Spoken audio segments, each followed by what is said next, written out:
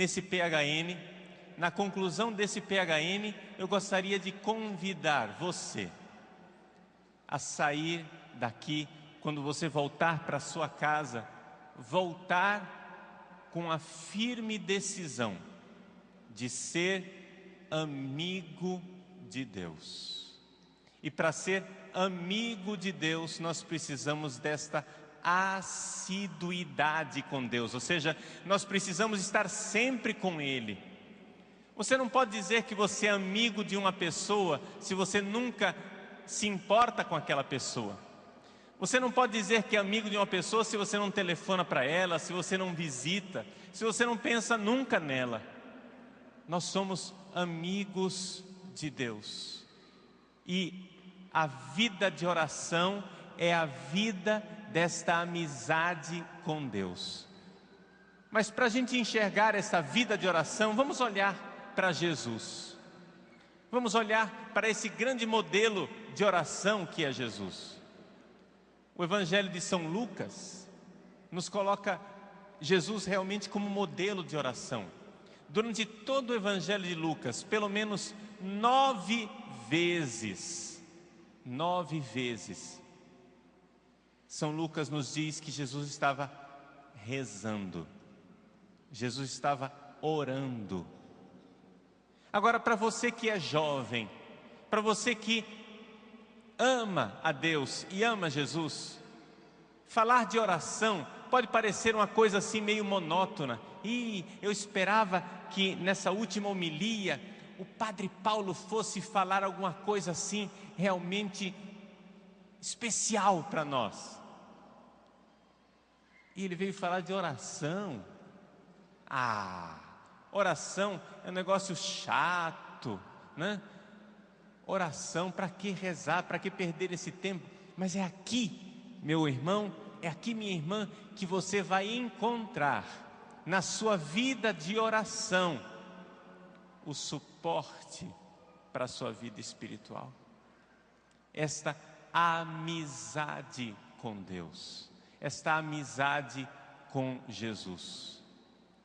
Jesus, no Evangelho de São Lucas, começa, a primeira vez que nós ouvimos Jesus falar, a primeira palavra de Jesus é lá naquela cena que foi escolhida para ser o tema desse acampamento de oração. Quando Jesus, perdido por Maria e por José, é reencontrado no templo entre os doutores. E aí nós ouvimos a palavra de Jesus pela primeira vez. É a primeira frase de Jesus em todos os evangelhos.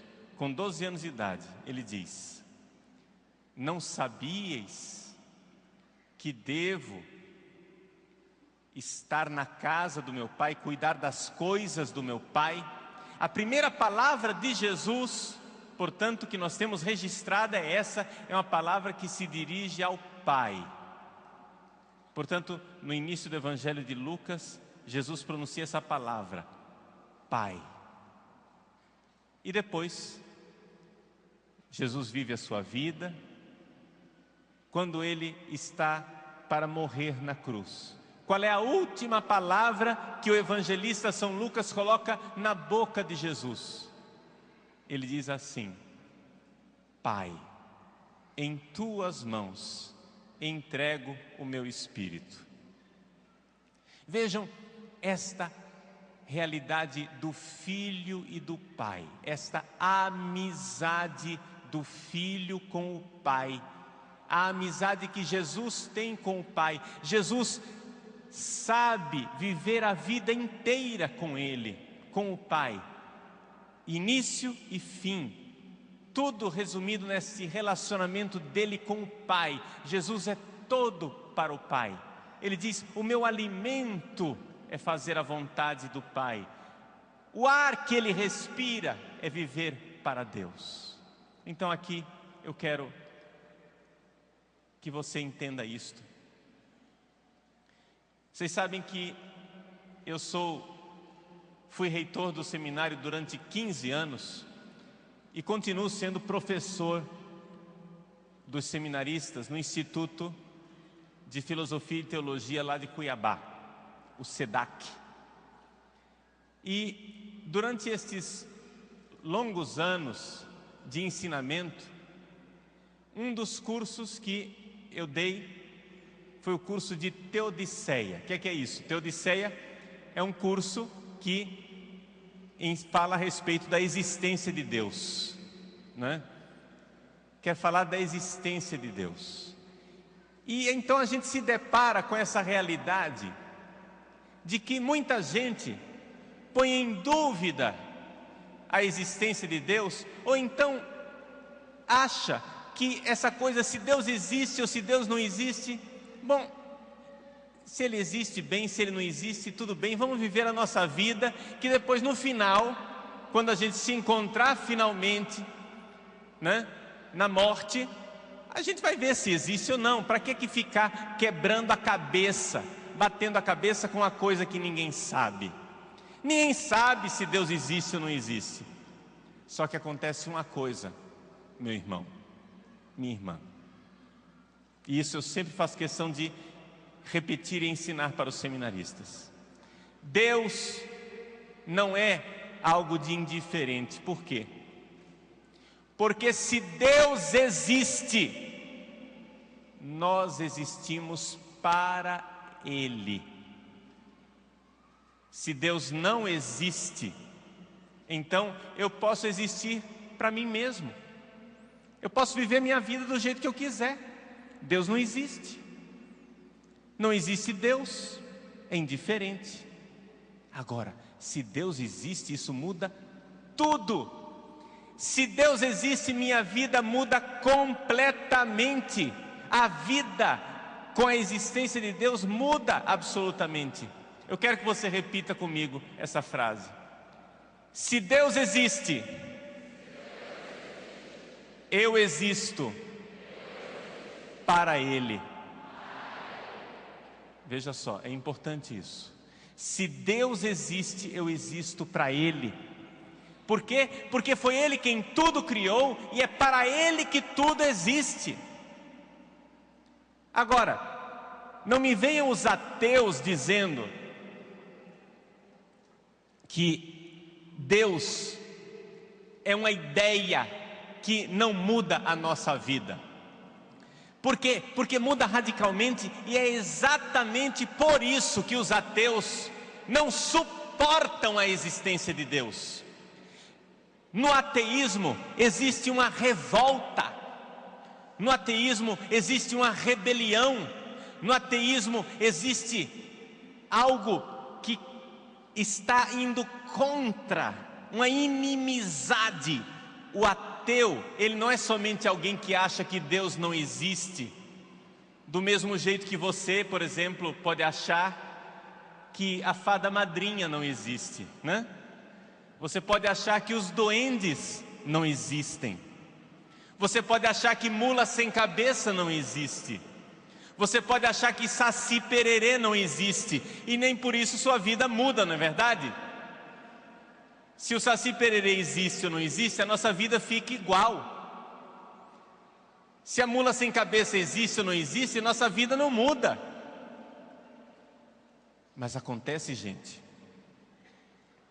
que a mula sem cabeça ou o Saci Pererê não é meu Criador, não é aquele que me fez, não é a razão da minha existência, não é o porquê da minha vida. Gente, se Deus existe, minha vida tem sentido nele e para Ele. Se Deus não existe, minha vida não precisa ter um sentido, aliás, ela nem pode ter sentido. Se Deus existe, eu sou para Ele. Se Deus não existe, a minha vida é uma piada de mau gosto. Por quê? Porque se a felicidade que a gente tem para receber nessa vida é só isso daqui, é muito pouco, não é verdade? Se a felicidade que a gente tem para receber na vida é só esse negócio aqui, está muito pouco, gente. Mas nós sabemos que existe uma felicidade eterna, maravilhosa, perfeita esperando para nós no céu. E que os sofrimentos dessa vida, aquilo que a gente passa nessa vida, não tem comparação com a felicidade de nós estarmos juntos de Deus no céu. Nós sabemos que é lá que nós vamos encontrar com Deus. Vamos ver. Quem de vocês aqui veio para o PHN de ônibus? Levanta a mão, quem veio de ônibus? Nossa mãe, haja ônibus, hein? Muito bem, pode baixar a mão. Agora, quem é que teve que pegar o ônibus e teve que passar uma noite toda dentro do ônibus e dormir dentro do ônibus? Levanta a mão. Então você vai entender aquilo que eu vou te dizer agora. Que negócio difícil é viajar de ônibus durante a noite. Você não sabe o que fazer com a cabeça. Você põe a cabeça de um lado, aí dói o pescoço. Põe do outro lado, dói outro pouco. Aí você põe para frente, aí não funciona. Põe para trás, você não sabe o que fazer com aquela cabeça. Você que viajou de ônibus durante a noite, você entende aquela palavra de Jesus que diz assim: o Filho do Homem não tem onde reclinar a cabeça.